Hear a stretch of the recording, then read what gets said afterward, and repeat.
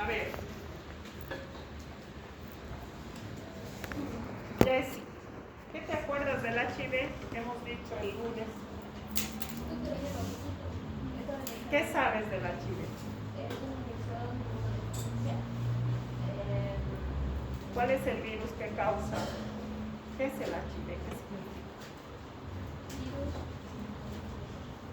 Humano. ¿Okay?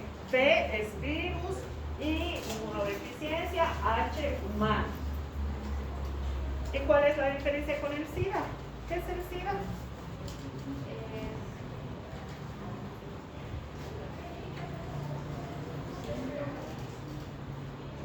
¿Quién llegó con Jessica tarde? ¿Cuál de los chicos? ¿Qué es SIDA? Por cultura general.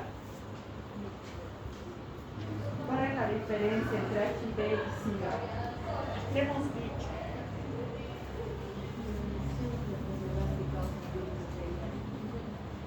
Es una... Ya, SIDA significa síndrome de inmunodeficiencia adquirida. ¿Qué quiere decir? Que ese bajón en tu sistema inmune lo has adquirido a través de un virus. El virus, como nos dice Clarisa, es el virus del HIV. Tú puedes tener HIV, ser portador del virus y no llegar a desarrollar el SIDA. Pero si tú tienes SIDA o tu paciente tiene SIDA, obviamente es porque se ha infectado con el HIV. ¿Ya? Son dos cosas diferentes. ¿Ok? De nuestras diapositivas les dije que esta para mí es la más importante. ¿Por qué? Porque aquí está explicado todo el proceso desde el momento en el que mi paciente se infecta, adquiere el HIV, hasta el momento en el que se muere. ¿Ok? Hemos dicho que a todos sus pacientes que son HIV positivos, ustedes les van a pedir dos cosas fundamentales de control. Uno, la carga viral. Nuestra carga viral es prácticamente esta línea morada o lila o rosa o como ustedes quieran decir. ¿Ya? Siempre vamos a tener los controles con la carga viral versus la cantidad de linfocitos T. ¿Por qué? Porque estos linfocitos TCD4 son las células blanco del HIV. Es decir, el virus va a ingresar al organismo y va a buscar a la población de linfocitos TCD4. ¿Ya? Existen estas pruebas. La cuantificación de los linfocitos TCD4 y por supuesto la cuantificación del virus. ¿Ya? El día que se contagia tu paciente va a tener una elevación, un pico en la cantidad de virus en el organismo porque los virus se van a empezar a replicar. Después de esta primera replicación, que es conocida como infección primaria, síndrome agudo del virus del HIV o siembra en los órganos linfoides, va a bajar esta carga viral, va a bajar a un nivel casi indetectable. ¿Ok? Y se va a mantener así por un espacio de latencia. A eso se conoce como periodo clínico de latencia. En esta gráfica podemos ver que vamos a tener alrededor de 8 a 10 años en una persona promedio. ¿Ok? Cuando se ha hecho muchos exámenes y se han sacado las pruebas, se ha visto que un paciente que no tiene ninguna intervención va a tener un periodo clínico de latencia de alrededor de 10 años. ¿Ya? En este tiempo que el virus está manteniéndose ahí, el paciente es positivo y el virus está con un desarrollo bajo, vamos a decir, este número de linfocitos TCD4 va a empezar a bajar de manera gradual. No pasa de la noche a la mañana. Fíjense, una persona que no tiene HIV, que está con un buen sistema inmune, tiene alrededor de 1000 linfocitos TCD4 por microlitro. ¿Ya? Se infecta con el virus en este pico de siembra, en este pico de síndrome agudo del virus, van a bajar de golpe sus linfocitos. ¿Por qué? Porque el virus está en los linfocitos, se está replicando en los linfocitos TCD4. Una vez que baja la carga viral, vamos a tener un ligero avance positivo y vamos a mantenernos con un pico más o menos de alrededor de 700 linfocitos TCD4. ¿Ya? De acá, esta bajada, este descenso es gradual. Fíjense, está pasando en aproximadamente 8 años sin ninguna intervención. El punto es que va bajando. 600, 500, 450, 400, ¿no? Su número de linfocitos T va bajando hasta que este va a ser nuestro punto límite, alrededor de 250. Cuando una persona tiene 250 linfocitos TCD4 por microlitro, está prácticamente desamparado. Cualquier enfermedad le va a causar un daño generalizado. Por eso decimos acá, se llega a este punto de 250 y empieza el SIDA, porque el paciente va a estar con síntomas generalizados y todas las enfermedades por virus o por bacterias o por hongos oportunistas le van a llevar a la muerte. ¿Ya? El paciente no se muere porque tenga una carga viral alta de HIV. El paciente se muere porque un rotavirus le ha dado una diarrea fatal, porque un estafilococcus le ha dado una neumonía fatal, porque un herpes virus tipo 8 le ha dado prácticamente toda una erupción generalizada en su organismo que lo ha llevado a la muerte. ¿Ya? Un rinovirus le da neumonía. A nosotros nos va a dar unas simples molestias de resfrío cuando estamos con nuestro organismo sano. ¿Ya? Pero un paciente con HIV que además tiene una baja carga de linfocitos TCD4, prácticamente es como si no tuviera defensas. ¿Ya? Y por eso, come una lechuga sucia y esa bacteria le va a producir una diarrea que lo va a deshidratar y lo va a llevar a la muerte. ¿Ya? Cualquier enfermedad por estas bacterias, virus, hongos, que son denominados oportunistas, justamente, ¿qué quiere decir oportunista? Que esto que esté en el medio ambiente aprovecha que el organismo de ese paciente está con tan pocas bajas defensas. ¿Ya? Eso hace prácticamente que se desarrolle el SIDA y que el paciente llegue a morir. Se dice que si el paciente no recibe ningún tratamiento, no hace ninguna intervención, va a tener en promedio 12 años de vida.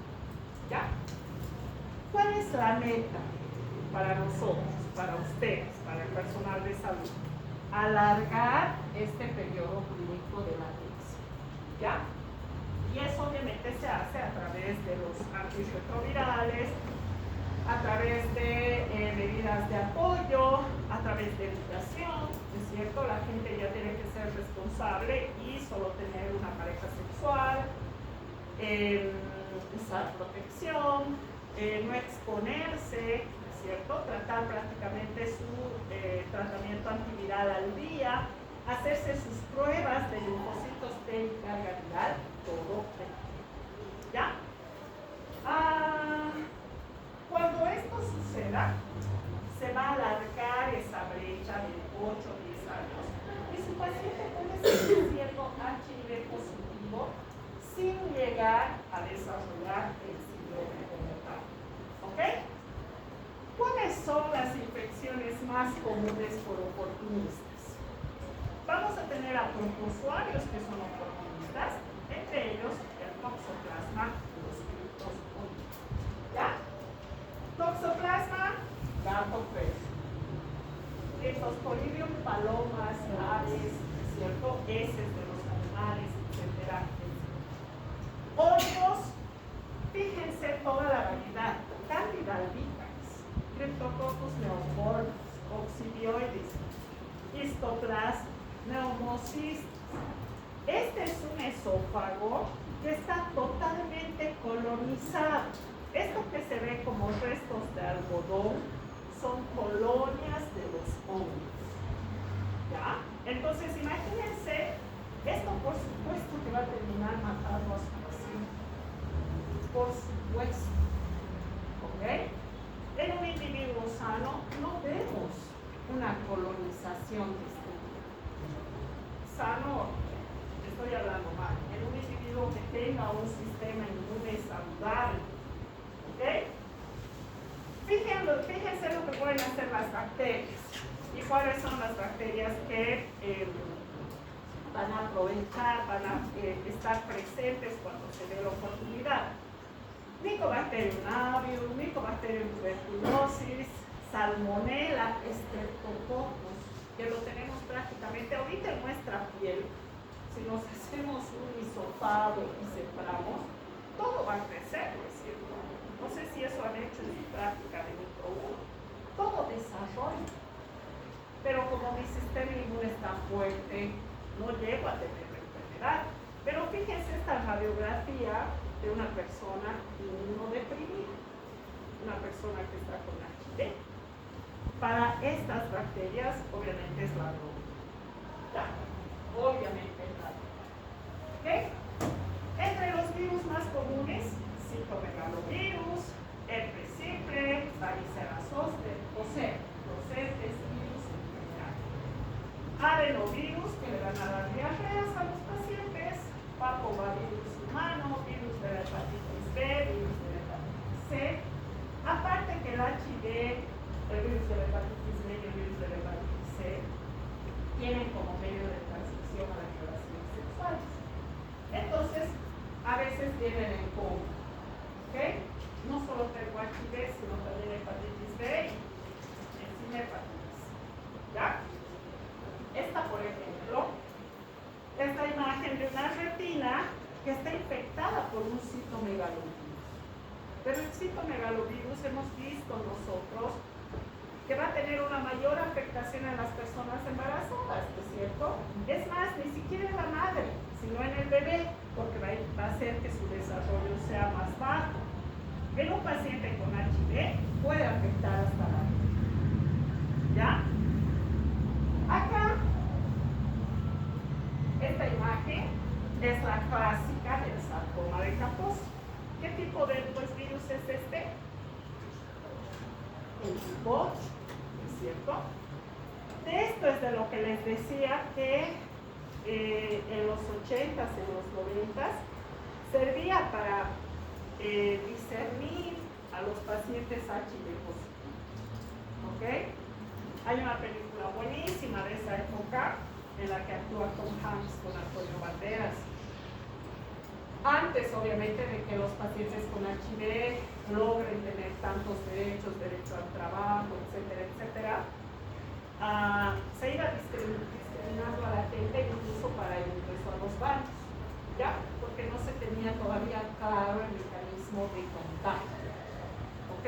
Entonces ha sido algo que ha ido evolucionando, ¿no? ¿Cuál es el problema del herpes virus tipo 8 en un paciente con inmunodepresión? Va a generar incluso una tumoración vascular en toda la piel. Fíjense, ¿no?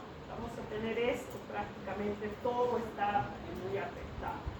Piel, mucosas, ganglios linfáticos y de manera interior algunos órganos y vísceras. ¿Okay? Bien. ¿Cuál es qué puedo hacer en laboratorio? ¿Cuál es mi diagnóstico? ¿Cómo voy a hacer? Primero tengo que evidenciar que mi paciente tiene el virus del HIV, puedo hacer aislamiento de virus, puedo hacer determinación sérica de anticuerpos antivirales, o puedo hacer la medición de la carga viral al grafite. ¿Ya? Una vez que yo sé que mi paciente ha estado en contacto con el virus, vamos a tener esta fase que es la más común, las pruebas serológicas. ¿Qué quiere decir serología? Pruebas en suero, ¿ya? Sin embargo, hay que considerar que el virus del HIV pertenece a una familia conocida como los lentivirus. ¿Por qué? Porque el organismo va a requerir un tiempo de seroconversión mayor a 12 semanas. ¿Cuánto es 12 semanas? 3 meses, ¿ya?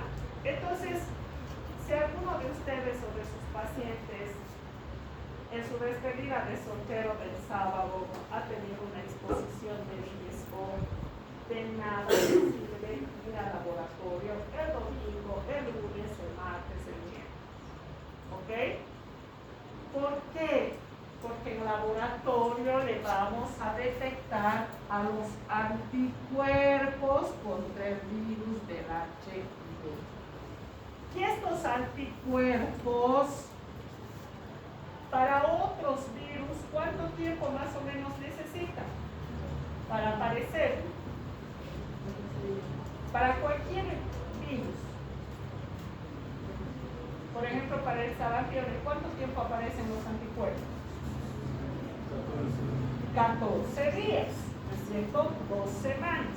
Pero para el HIV no son 14 días. Son 12 semanas, 3 meses. ¿Ok?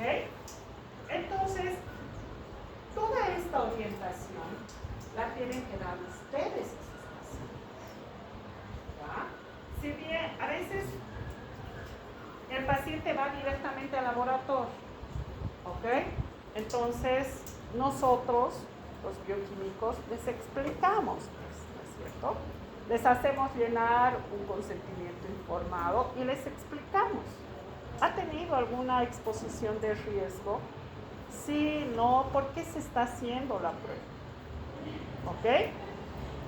Si yo le voy a hacer la prueba, a los 2 días, a los 3 días, y me sale negativo, tengo que darle una orientación psicológica y decirle, no puedes estar tranquilo hasta no hacerte una prueba dentro de 3 meses. ¿Ok? Esa prueba de 3 meses que te va a salir negativo, recién te puede dar, entre comillas, la libertad de creer que no tienes el virus. ¿Ya? 3 meses. Eso no se puede olvidar. 12 semanas. ¿Ok? Y en el mundo en general ha sufrido tantos cambios que se ha llegado a establecer una prueba rápida como método de diagnóstico. Al laboratorio que ustedes vayan, en Bolivia, en Cochabamba, todos les van a hacer la prueba rápida. ¿Ok? Ya, las pruebas rápidas las conocemos de todo. Sabemos cómo funcionan, sabemos que hay sensibilidades y que hay especificidades que les van a dar a ustedes garantías sobre los resultados. Pero en Bolivia está probado el algoritmo de detección en base a una prueba rápida. ¿Ya? Entonces, cuando veamos el algoritmo, vamos a ver que también se puede usar, por ejemplo, ELISAs para la realización del HIV, pero esto se usa en una tercera instancia. ¿Ok? Si ustedes van a cualquier laboratorio, el examen que les van a hacer va a ser una prueba. ¿Ya? Porque eso es lo que se ha establecido. Obviamente, para llegar a confiar en esta prueba rápida, se han hecho estudios de años, se han hecho estudios de calidad pruebas piloto, pruebas en específico, y gracias a los resultados excelentes que ha dado la prueba rápida, se ha probado su misión. ¿Ok? Cómo cuidar para el diagnóstico. ¿Ya? Este cable es una menonaitis. ¿Ok? Entonces, en estas pruebitas rápidas, vamos a poner el suero del paciente acá, o incluso se puede hacer con sangre total. ¿Ya? Hay una ONG que trabaja aquí en Cochabamba y que maneja el logo, perdón, dependen de muchas instituciones. Hasta antes de que entre Evo Morales a la presidencia, se trabajaba con muchas ONGs acá. El momento en el que él decidió eliminar a las organizaciones norteamericanas del país, muchos proyectos se quedaron así. ¿Okay? Eso es algo que la gente no lo dice, ¿no es cierto? Porque no sabe. ¿Ya? Pero existe actualmente una ONG que manejan una combi blanca. No sé si de repente la han visto. Porque su lema es, si el joven no busca el HIV va donde están los jóvenes. ¿Okay? Entonces salen a partir de las 10 de la noche y se ubican en lugares como la Roma, que es donde están las trabajadoras sexuales, en lugares como la Pando, cuando hay fiestas de carnaval, etc., en la Plaza de la Colón, cuando hay feria del pescado en el Chapare, sé que van al Chapare, y ahí en la combi les ofrecen la combi. ¿Saben lo que es una combi, no? Esos Volkswagen antiguos, que son como trufficitos. Salud. En esa combi va un psicólogo, un joven y un bioquímico. El psicólogo se acerca a los jóvenes y les habla sobre la prueba. Si los jóvenes que quieren hacer la prueba, se hacen la prueba en la combi. ¿Ya? Entonces en la combi, por ejemplo, no van a centrifugar y van a separar el suero, sino les hacen la prueba con sangre total. Existe esa posibilidad. El SEP puede funcionar con sangre total. Si tú pones sangre total a la prueba rápida, le tienes que poner un diluyente, un sal. ¿Ya? Una gotita de sangre total, una gotita de diluyente y la prueba rápida corre. Nosotros que estamos en laboratorio centrifugamos, separamos el suero, le ponemos una gotita de suero y la muestra. ¿Ya? Entonces, es un excelente método. Sabemos que todas estas pruebas tienen que marcar su control, el control propio de la prueba. ¿Por qué? Porque si marca, quiere decir que la muestra ha corrido hasta esta zona. Si no me marca, de repente ha corrido hasta acá, no ha llegado a la ventana del control, no es una muestra suficiente. Yo no puedo emitir un resultado si no están los controles. ¿Ya? En este caso serían inválidos. Este caso sería un caso positivo y este caso sería un caso negativo. ¿Ok? Bien. Una vez que mi paciente es HIV positivo, y para eso es el cuestionario, para que veamos las organizaciones que trabajan acá en Cochabamba, lo voy a derivar al centro donde va a recibir orientación, va a recibir tratamiento y va a recibir estas pruebas de manera gratuita. ¿Okay? Se ha logrado invertir en los pacientes que son HIV positivos. ¿Okay? Tienen ese método. Obviamente se hace la prueba de diagnóstico del HIV antes de iniciar el tratamiento con antirretrovirales. Eso quiere decir tratamiento con antirretrovirales. ¿Ya? Se le puede hacer sus controles de hemoglobina, hemograma. Este es el examen que les decía, el recuento de células CD4, que se le tiene que hacer al iniciar el tratamiento y cada 6 meses. ¿Ya? Y la otra les decía, la medición de la carga viral al iniciar el tratamiento y también cada 6 meses. Porque ahí voy a saber en qué parte de la curva está mi paciente. ¿Ya? ¿Cuánto tiene de virus? ¿Cuánto tiene de linfocitos? Eso me va a permitir indicar.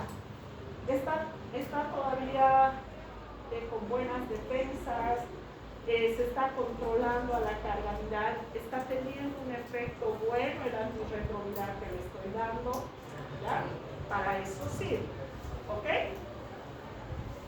No se olviden estas dos pruebas. Adicionalmente a estas dos pruebas se les hace pruebas de embarazo y se les hace, por supuesto, todo su perfil hepático, ¿no? GPT, GOT, bilirubinas directa total, fosfatasa alcalina, pruebas de función renal, glucosa, amilasa, lípidos, porque obviamente los antirretrovirales son buenos. ¿Ya? Van a tener un efecto hepatotóxico. ¿Ya? Y por eso se le va a pedir cada 6 meses o de acuerdo a la evolución del invasión. ¿Ok? ¿Cuáles son estos criterios para iniciar mi terapia antirretroviral? Hemos dicho que va a depender mucho del número de linfocitos TCD4 que tenga mi paciente. ¿Ok? Lo ideal es que cuando sus linfocitos TCD4 son mayores a 500, yo puedo todavía evaluar la clínica. ¿Cuántos años tiene mi paciente? ¿Ha modificado su conducta? ¿Solo tiene una pareja sexual o ya no tiene parejas sexuales, etcétera? Van a ver si puede tener una buena adherencia al tratamiento. Pero si está con sus linfocitos TCD4 entre 350 y 500, tengo que iniciar el tratamiento de manera, ¿ya? Porque tengo que evitar que baje a menos de 200 linfocitos TCD. Si baja a menos de 200, yo ya sé que un resfrío lo va a matar. Yo ya sé que una diarrea lo va a matar. Sé que un virus lo va a matar. ¿Ok? Cualquier microorganismo va a ser presa fácil cuando tengamos linfocitos TCD4 alrededor de 200. ¿Ya? Entonces, más de 500 estamos bien. Estamos controlando bien a nuestro paciente. ¿Ok? Se está portando bien. Si ya baja a 350, no hay que pensar, inicia el tratamiento con sus antirretrovirales. ¿Ya? Inicio. Ese es, digamos, el punto clave. ¿Cuáles son los antirretrovirales? ¿Conocen algún antirretroviral? Por película, porque han escuchado, por curiosidad, porque les han dado en las charlas, por cualquier cosa. ¿Saben qué medicamento se usa para el HIV? ¿Nadie? ¿Nunca han escuchado el AZT? Bueno. Dentro de los antirretrovirales vamos a tener varias familias. ¿Ok? El más comercial es el AZT, que en realidad es la sibutramina. ¿Ya? Estos antirretrovirales pertenecen a los inhibidores de la transcriptasa, análogos de los nucleósidos. Es decir, cuando el virus ingresa a la célula, van a tener su efecto de acción a nivel de la transcripción. ¿Ya? Esos son todos estos. El abacavir, la estadudina, la amibudina, midazolam, sirobudina y tenofovir. Hay otro grupo de antirretrovirales que también inhiben a la transcriptasa reversa, pero no son análogos de los nucleósidos. Ahí está el efavirenz y la nevirapina. Además están los inhibidores de la proteasa, de este otro componente del virus, de esta otra enzima importante. Y aquí están el indinavir, lopinavir, nelfinavir y ritonavir. Todos estos medicamentos se encuentran disponibles en nuestro país. Pero en el centro del CBD, que es donde vienen a los pacientes HIV positivos y donde les hacen el seguimiento, las pruebas de laboratorio y el tratamiento, les dan un solo medicamento que se llama TER. ¿Ok? Y este TER es una combinación de antirretrovirales. Tenofovir, Efavirenz y Lopinavir. Es decir, es un mix de inhibidores de transcriptasa análogos, inhibidores de transcriptasa no análogos e inhibidores de transcriptasa. ¿Ya? Y esto, llegar a este comprimido, se los voy a dibujar así, un comprimido, ha sido prácticamente un gran avance para los pacientes con HIV. ¿Ya? ¿Por qué?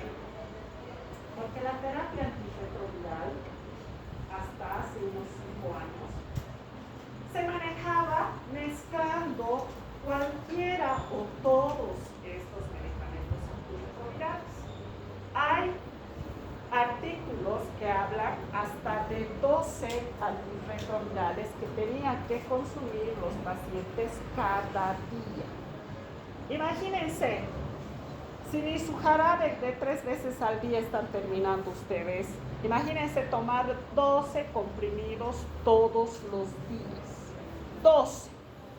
Así, 1, 2, 3, 4, 5, 6, 7, 8, 9, 10, 11, 12. Algunos hasta 16. ¿Ya? Por eso se habla del abandono en el tratamiento. ¿Ok? Y gracias a esta conducta que se ha ido observando en estos pacientes, se ha logrado concentrar antirretrovirales importantes en un solo comprimido. ¿Ya? Entonces actualmente les dan una tableta para cada día.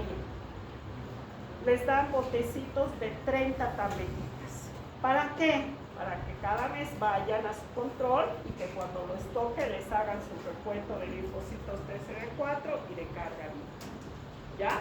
Es increíble que nuestro Estado invierta tanto dinero en este sector y que algunos pacientes no lo aprovechen. ¿Ok? Porque están en la fase de negación. Yo no tengo HIV. Imposible. ¿Qué es eso? Ni me hago la prueba. ¿Ok? Y eso, lejos de ayudarnos, solo nos perjudica. Obviamente. ¿Ya? Bien. Entonces tenemos todos este tipo de mecanismos de acción. Tenemos inhibidores de la fusión, tenemos inhibidores de la transcriptasa análogos, no análogos e inhibidores de la proteasa. Los inhibidores de la fusión obviamente impiden que el virus entre en la célula. Los inhibidores de la transcriptasa obviamente van a actuar en el momento de la transcripción y de la traducción. Y los inhibidores de la proteasa impiden que se ensamble el virus una vez que ha tenido varias etapas. ¿Ya? Esa es la manera en la que actúan los virus. ¿Ok? A pesar de tener este gran avance en cuanto a medicamentos, en cuanto a pruebas, en cuanto a la oferta que se tiene de los pacientes de atendernos de manera gratuita, por supuesto que lo más importante sigue siendo la prevención. ¿Ya? No es lo mismo ser un individuo sano a ser un individuo portador de HIV. Aunque este individuo portador de HIV vaya a sus controles, tome sus antirretrovirales, ¿no es cierto? El mismo antirretroviral finalmente está produciendo un daño extra. ¿Ya? Entonces siempre vamos a tener mucho énfasis en lo que es la prevención. Principalmente en ustedes. Ya son las 3. Las 10 horas. 3:30. Nos vamos a quedar acá. ¿Puedes cerrar un ratito este panito para la ventana?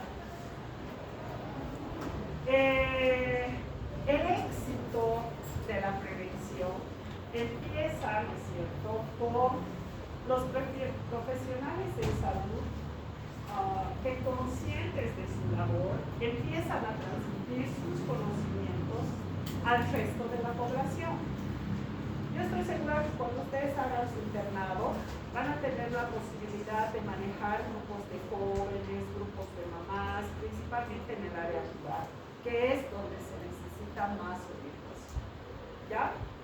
Más que bien en el área urbana, ya está dentro de los programas de biología, ¿no es cierto? En el colegio, por ejemplo, ya van a tener un apartado de todas las infecciones de transmisión sexual, van a hablar del HIV, van a hablar del SIDA, van a ver la posibilidad de